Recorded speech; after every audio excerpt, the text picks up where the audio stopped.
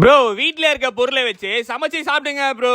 சாப்பிட்டுருவோம். ஆனா எங்க வீட்டுல அவ்வளவு பொருள்லாம் இருக்காதுங்க. அன்னைக்கு வீடியோ எடுக்கிறோன்னா அன்னைக்கே வாங்கி அன்னைக்கு தான் செய்வோம். முன்னாடியே வாங்கி வைக்க மாட்டோம். அதை வச்சு எதனா செய்ய முடியுமா பார்ப்போம். வாங்க போலாம். சரி டாஸ்க முடிக்கலாம்னு சொல்லிட்டு எங்க ஃப்ரிட்ஜை ஓபன் பண்ணி பார்த்தேன். என்னடா இருக்கும்னு பார்த்தா 3 முட்டை, பழைய தக்காளி, தயிர் எல்லாம் கொஞ்சம் கொஞ்சமா இருந்தது.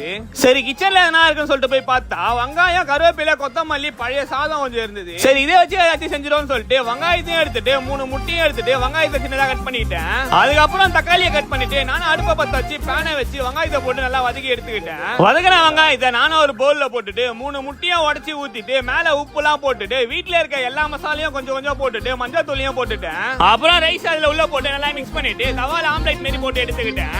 அப்புறம் நானும் பக்காவா ரெடி பண்ணிட்டு மேல சாஸ் எல்லாம் ஊத்திட்டேன். அதுக்கப்புறம் என்ன பேர் வைக்கிறதுன்னு தெரியல. நானே அது ஒரு நல்ல பேரா ரைஸ் ஆம்லெட்னு வச்சுட்டு நானும் எடுத்து சாப்பிட்டு பார்த்தேன். சும்மா வேற லெவல்ல இருந்தது. ஆனா லைட்டா எக் ரைஸ் சாப்பிட போல இருந்தது. இதோட இந்த வீடியோ முடியுது. நெக்ஸ்ட் என்ன கமெண்ட் பண்ணுங்க. அடுத்த வீடியோல பார்ப்போம்.